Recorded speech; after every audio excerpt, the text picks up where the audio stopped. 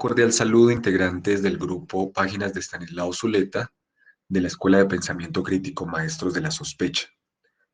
Desde el equipo coordinador queremos agradecerles nuevamente por la nutrida y muy valiosa participación a propósito del prólogo del libro Arte y Filosofía, prólogo a cargo de Luis Antonio Restrepo, quien, como lo señalaban en algunos de los comentarios, fue un amigo muy cercano y compañero de trabajo intelectual de Estanislao Zuleta. A continuación, entonces, intentaremos recoger las principales ideas presentadas por los integrantes de este seminario. Trataremos de ponerlas en contraste con lo que el texto planteaba y adelantaremos adicionalmente un esfuerzo crítico para presentar un desarrollo que amplíe lo que se dijo en estas intervenciones, con el propósito de cerrar de una manera crítica, reflexiva e integradora esta semana de trabajo que hemos adelantado en nuestro seminario. Varios de los integrantes del seminario hicieron énfasis y llamaron la atención sobre algo que nos dice el autor del prólogo en el inicio de este, cuando refiere que el libro de Zuleta que nos aprestamos a leer es una búsqueda, se propone ser una búsqueda, y al mismo tiempo es una invitación a que sus lectores se impliquen también en una búsqueda. La pregunta que necesariamente tenemos que hacernos a este respecto es: ¿qué significa que un libro y que un ser humano se aboquen a realizar una búsqueda? Esto es, que el libro desarrolle en sus páginas una búsqueda y que el ser humano empeñe sus esfuerzos en adelantar una búsqueda. Y a esto podríamos añadir unas preguntas complementarias. ¿Qué sería o qué podría ser un libro que no es una búsqueda? ¿Y qué podría ser además un ser humano que no está empeñado en una búsqueda? Esto resulta fundamental para que demos un mayor contenido acorde a los elementos que ofrece el texto y que han ofrecido los participantes de este seminario sobre ese particular aspecto. Lo primero que se podría señalar en este sentido es que cuando un libro se propone como una búsqueda, nos está dando a entender que no pretende mostrarse a sí mismo como una elaboración que abarque completamente su objeto de estudio. Podrá decirnos que su interpretación y la argumentación que ofrece son pertinentes y enriquecen la posibilidad de comprensión del objeto de estudio, pero que no lo agotan. Esto por dos razones: porque el objeto, en su complejidad, en las múltiples relaciones en las que está envuelto, puede ser objeto de trabajo reflexivo inacabable. No tendríamos entonces la posibilidad de decir la última palabra sobre ese objeto. Eso es parte de la riqueza que lo constituye. Y por otra parte, el saber mismo tampoco tendría esa posibilidad, pero tampoco tendría esa intención. El saber, insistimos, es una herramienta que permite enriquecer, complejizar, profundizar, precisar la interpretación que se tenga sobre un determinado objeto, pero no puede, ni es bueno que pueda, cerrar las interpretaciones posibles sobre este. Esto se puede entroncar con la pregunta: ¿por qué significa que un ser humano eh, tenga la posibilidad de desarrollar su vida como búsqueda? Significa entonces algo semejante, y es que La vida de un ser humano no tiene unas coordenadas establecidas previamente. En la vida existen múltiples posibilidades, múltiples caminos por los cuales ésta nos conduce o por los cuales eventualmente podemos optar. Y lo mejor para posicionarse ante esas posibilidades es contar con los recursos interpretativos de reflexión, de análisis, de crítica para realizar esta elección. Y esto significa, además, que el ser humano puede valerse de unos recursos para comprender mejor su existencia y entender las posibilidades que se le abren, pero nunca, a menos que adopte un dogma, dispondrá de una verdad o de un conjunto de lineamientos que le marquen un destino absoluto, incuestionable, cerrado y que permita cerrar el sentido de la existencia. En esta misma línea de afirmar el cultivo del saber y la vida misma como algo que es posible ver a la luz de una búsqueda, viene otro de los grandes planteamientos del prólogo sobre el cual se puso mucha atención en los comentarios, y es aquel que señalaba que el arte es una forma de conocimiento. Tenemos que hacernos nuevamente la pregunta de qué significa esto, por qué el arte es una forma del conocimiento y de qué tipo de conocimiento estamos hablando cuando hablamos de conocimiento artístico. Sobre esto, Luis Antonio Restrepo nos ofrece varios elementos. Lo primero que nos señala es que en el arte hay una aptitud o capacidad bastante rica de captar lo que él llama la polifonía de la existencia. Él habla de la capacidad polifónica del arte.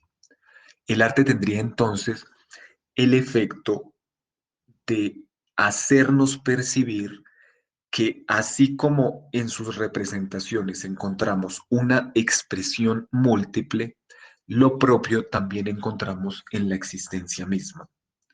El arte entonces, al mostrarnos su polifonía, nos muestra la polifonía de la existencia, nos muestra la riqueza concreta de la existencia, las múltiples y variadas formas que ésta puede adquirir.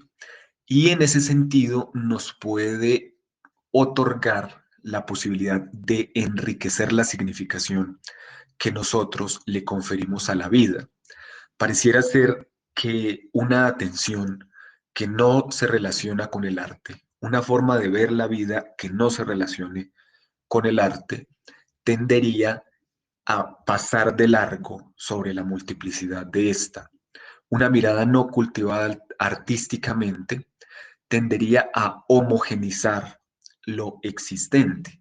En esa medida, ese tipo de mirada tendría una pobre capacidad de significar el mundo, de comprenderlo y de problematizarlo. Contrario a eso, el arte, y esto es lo que llama Luis Antonio Restrepo, efecto crítico del arte, riqueza significativa del arte. El arte en una relación sensible y crítica con esta nos permite que el entendimiento y la mirada tenga la sensibilidad que no tenía antes ante lo múltiple y diverso que es el mundo.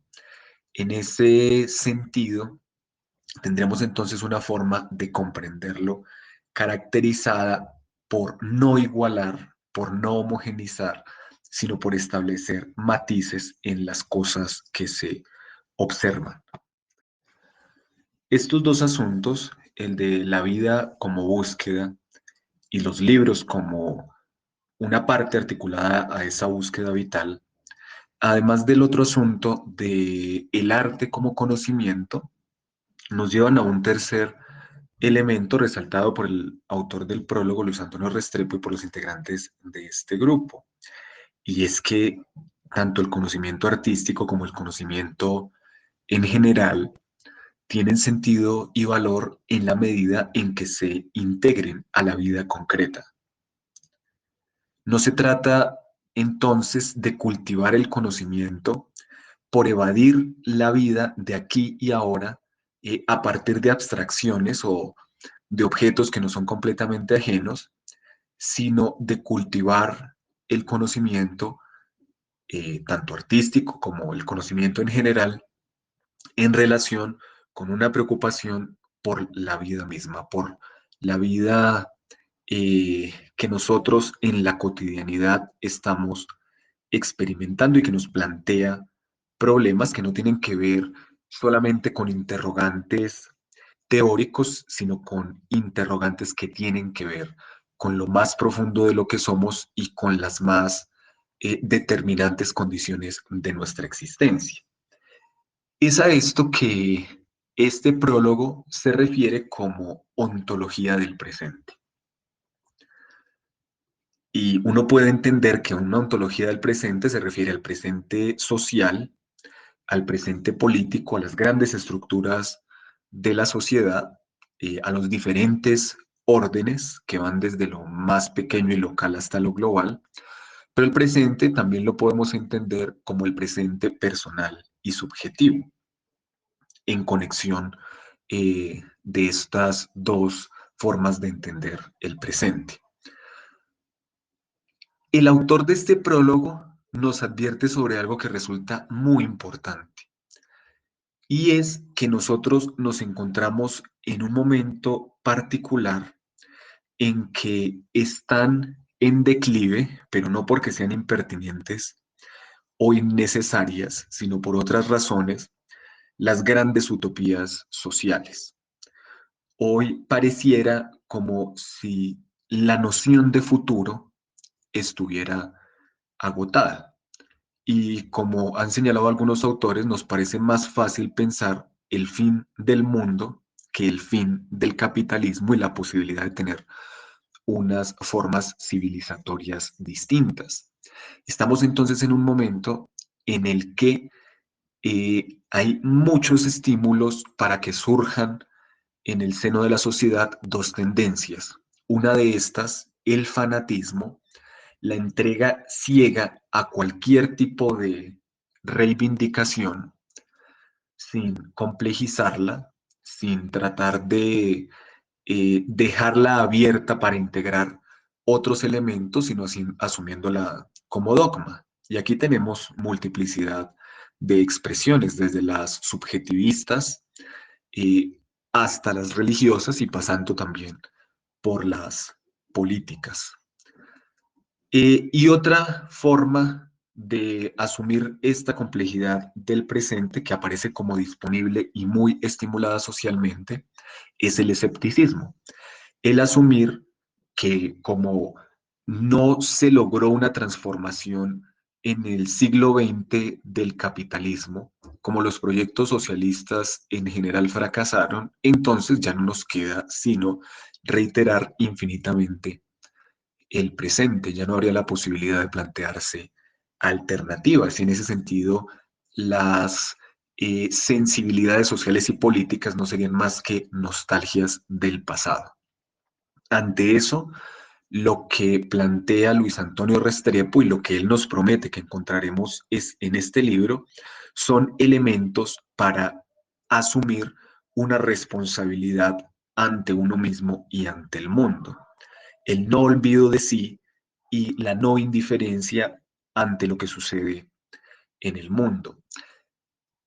Y aquí se conecta entonces el asunto del conocimiento, porque es que no hay otra forma de cultivar una sensibilidad y una responsabilidad, sino tomándose a sí mismo y tomando el mundo como objeto de interrogación. Y en particular, como ya lo señalábamos, aquí aparece el saber artístico. El saber artístico es el que nos muestra que los destinos son múltiples, que las posibilidades no están agotadas y que lo humano es algo abierto, abierto tanto a lo más sublime y creativo como también a lo más nocivo. El arte entonces sería algo que habría que integrar a esa ontología del presente. Y para que el arte adquiera esa potencia de entendimiento del presente, de lo que somos en el aquí y el ahora en términos individuales y subjetivos, necesariamente tiene que integrarse a otros saberes. Si el arte no se integra a otros saberes, eh, caerá en algo que también es tendencia actualmente, en convertirse en algo o eminentemente decorativo o reducido a unos individuos que se tienen como o se presentan a sí mismos muy excepcionales y creativos. Cuando se integra el arte a otros saberes, se puede mostrar que está conectado a la complejidad de la existencia y que por ende puede ser integrado a las búsquedas mismas que ésta despliega. Finalmente, es necesario abordar un punto que tuvo gran interés en las intervenciones que se presentaron esta semana y que aparece como muy importante en este prólogo, y que radica en la relación entre el conocimiento y la vida, que en otros términos podríamos señalar como la relación entre la verdad y la vida. Quien logre entonces eh, tener la sensibilidad en su vida para integrar de forma esencial el conocimiento artístico en particular, pero el conocimiento en general, de ningún modo habrá entrado en una forma de vida que le va a permitir ratificarse, que le va a permitir sentirse seguro de sí mismo y que le va a permitir hacerse a la idea de que está parado en suelo firme. Al contrario, quien logre esta forma de relación con el saber se encontrará permanentemente con interrogantes sobre sí mismo y sobre el mundo. La incompletud y la insuficiencia de sí mismo, de la vida y del mundo, se le manifestarán permanentemente. La pregunta que queda entonces es qué actitudes asumir ante esto. Y una de las actitudes es inmediatamente replegarse ante las verdades que van emergiendo en el trabajo de cultivo del conocimiento. Eh, Otra forma sería integrarlas, pero como un pensamiento que solamente se enuncia, que solamente, como se suele decir, de labios para afuera, se expresa.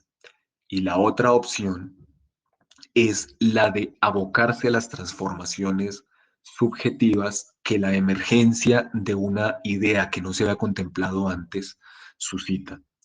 Y al mismo tiempo hacerse la pregunta de qué recursos se va a valer para enfrentar las insuficiencias, los problemas, los desajustes que encuentra en la existencia social y colectiva, o política también podríamos señalarla.